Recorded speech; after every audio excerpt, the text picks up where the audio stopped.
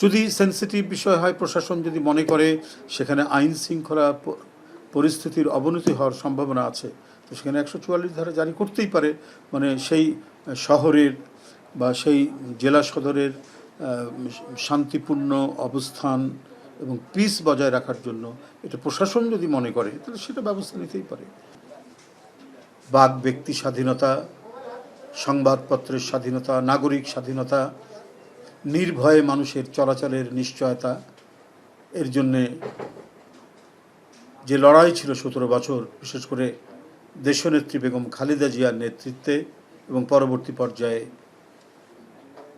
আজকের প্রধানমন্ত্রী বিএনপির চেয়ারম্যান জনাব তারেক রহমানের নেতৃত্বে, এই লড়াইয়ের প্রেক্ষিতে সমাজের মধ্যে আন্দোলনের যে পশ্চাৎভূমি তৈরি হয়েছিল, যে পটভূমি তৈরি হয়েছিল, সেই পটভূমির উপর দাঁড়িয়েই আমরা ছাত্রছাত্রী এবং জনতা, শ্রমিক সব মিলিয়ে অভূতপূর্ব গণজাগরণ আমরা দেখতে পেলাম জুলাই, যার চূড়ান্ত পরিণতি ঘটল, অবসান হলো স্বৈরতন্ত্রের, ফ্যাসিতন্ত্রের 5ই আগস্টে। এই কারণে একটা নতুন ধারণাও আমরা পেয়েছি। আমরা এই জুলাইয়ের এই বিপ্লবটা 5ই আগস্ট পর্যন্ত আমরা দুইটাকে মিলেই একটি সংগ্রাম, একটি রক্ত ঝরানো গণ অভ্যুত্থানের একটি মাস ঘোষণার কথা আমরা শুনেছি, জানতে পেরেছি, এবং এটাই মানুষ বলাবলি করে। সেটা হলো 36 দিন, 36 দিনের মধ্যে শেখ হাসিনার পতন। এই দিবসটি উপলক্ষে গত বছর বিএনপি যথাযোগ্য মর্যাদায় নানা কর্মসূচি গ্রহণ করেছিল, বাস্তবায়ন করেছিল। AKS অর্জন করল গিনেস ওয়ার্ল্ড রেকর্ডস। AKS এবারও বিএনপির বিভিন্ন অঙ্গ সংগঠন, সরকার সহ বিভিন্ন কর্মসূচি পালিত হচ্ছে। এখন বিএনপির পক্ষ থেকে এটি আরও ভালোভাবে এবং সুসংগঠিতভাবে পালন করার জন্য আগামী 4 আগস্ট মঙ্গলবার রাজধানীর কেআইবি কৃষিবিদ ইনস্টিটিউশনে একটি বিশেষ আলোচনা সভার আয়োজন করা হয়েছে।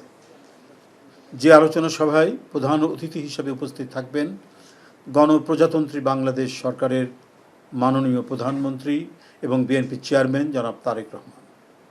সভাপতিত্ব করবেন দলের সংগ্রামী মহাসচিব মির্জা ফখরুল ইসলাম আলমগীর। বন্ধুরা, এই কর্মসূচি সাফল্যমণ্ডিত করার জন্য আমরা বিভিন্ন ব্যক্তিবর্গকে আমরা আমন্ত্রণ জানিয়েছি। বিএনপির সাথে যারা জোটের নেতৃবৃন্দ আছেন তাদেরকে আমরা আমন্ত্রণ জানিয়েছি। দলের বিভিন্ন স্তরের নেতাকর্মী, জাতীয় স্থায়ী কমিটি থেকে শুরু করে অন্যান্য নেতাকর্মীদেরও আমরা সেখানে আমন্ত্রণ জানাচ্ছি। একটা যথাযোগ্য ভাবমর্যাদা এবং যথাযোগ্য মর্যাদায় এই দিবসটি পালন করার জন্য এবং উক্ত আলোচনা সভাটি অনুষ্ঠিত করার জন্য বিএনপির পক্ষ থেকে আমরা প্রস্তুতি গ্রহণ করেছি। ইনশাল্লাহ আগামী 4 আগস্ট জাতীয়তাবাদী দলের উদ্যোগে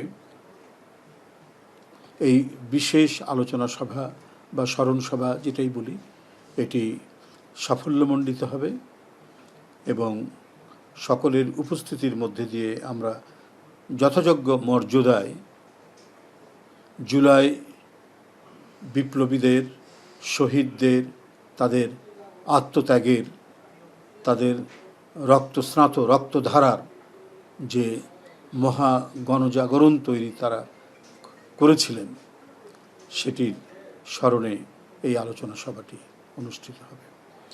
এটি আপনাদেরকে আমরা অবহিত করলাম। ধন্যবাদ সবাইকে। হ্যাঁ, এখন আপনারা যদি কিছু বলতে চান সেটা আপনাদের বিষয়। যারা আছেন তারা সেটা বলবেন। আমরা চাই যে দেশে শান্তিপূর্ণ অবস্থান থাকুক। রাজনৈতিক দল মত প্রকাশ করবে, সেটা করুক, কিন্তু এটাও মনে রাখতে হবে মত প্রকাশেরও তো একটা সভ্য মানে ইয়ে থাকা উচিত।